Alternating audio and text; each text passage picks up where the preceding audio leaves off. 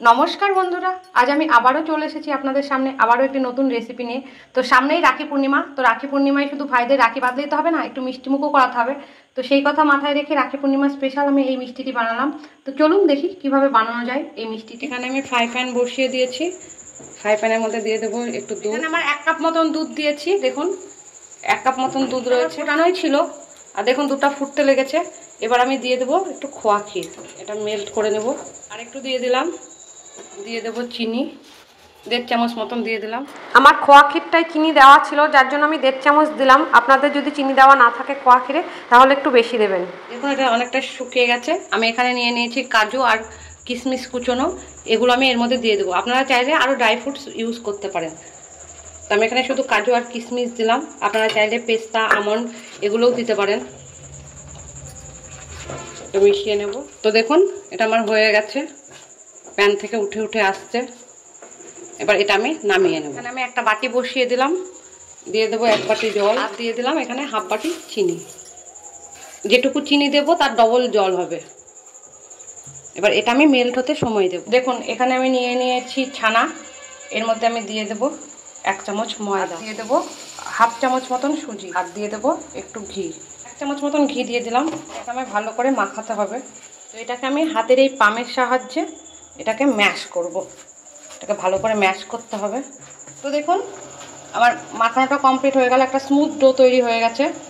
দেখে বুঝতেই পাচ্ছেন, দেখুন কি সুন্দর, একটু হাতে লাগছে না, একদম স্মুথ একটা ডো তৈরি হয়ে গেছে। এবার একটু ঘি নিয়ে নিয়েছি, এবার ঘিটা মাখিয়ে নিলাম 2 হাতে। এবার এখান থেকে আমার একটু লেচি কেটে নিতে হবে। এখানে কিন্তু সুজিটা সম্পূর্ণই অপশনাল, চাইলে দিতে পারেন, নইলে না দিলেও চলবে। এবার এর মধ্যে আমি যে পুরটা বানালাম খোয়া ক্ষীরের, সেই পুরটা আমি এর মধ্যে দিয়ে দেব। এবার এটাকে কভার করতে হবে। এবার এটাকে একটু লম্বাটে শেপ দিতে হবে, আর এভাবে একটু চ্যাপটা করতে হবে। এরকম চ্যাপটা করে তৈরি হবে। এবার আমি একটা নিয়ে নেব, জাস্ট এরকম করে নিয়ে নেব। এবার একটু বাটির মতন করে নিতে হবে। এর মধ্যে আবার পুর দিয়ে দেব। দেখুন এর মধ্যে পুর দিয়ে দিলাম। এবার এটা মুখটা সিল করে দিতে হবে,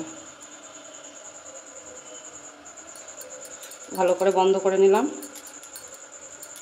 এবার এটাকে একটু লম্বাটে করতে হবে।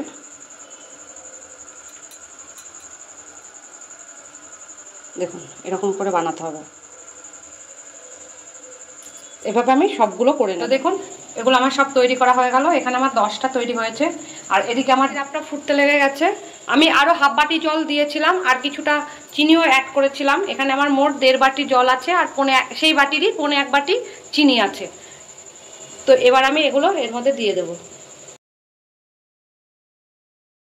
এবার আমি এটা একটু ঢাকা দিয়ে রাখবো, এটা মিডিয়াম আঁচে রাখবো। দেখুন 5 মিনিট পরে আমি এটা খুলে দেখাচ্ছি।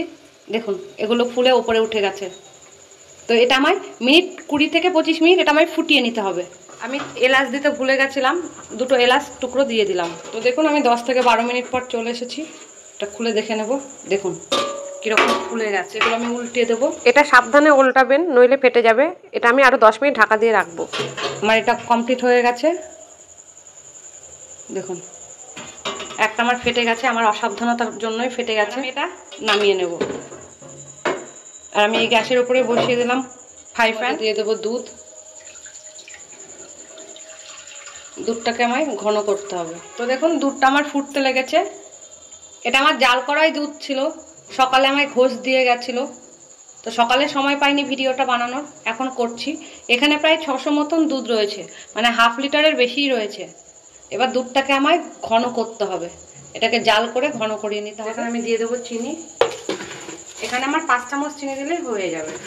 এরপরে আপনারা যেরকম মিষ্টি খেতে চায় সেভাবে দেবেন। তো আমি 5 চামচ চিনি দেবো, নাড়া দিয়ে নেব। এবার চিনিটা আমার মেল্ট হতে সময় দিতে হবে। এটা চিনিটা মেল্ট হোক ততক্ষণে আমি এরকম একটা আমলের দুধ নিয়ে নিয়েছি, এটা আমি দেবো। এটা 10 টাকাওয়ালা প্যাকেট, 1 প্যাকেটেই আমার হয়ে যাবে। এই হাঁড়িতে দুধ ছিল, আমি একটুখানি দুধ রেখে দিয়েছিলাম।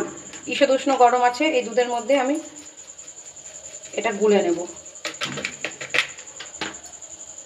এটা গুলে নেব, এটা ঢেলে দেবো, এটা নাড়িয়ে নেব।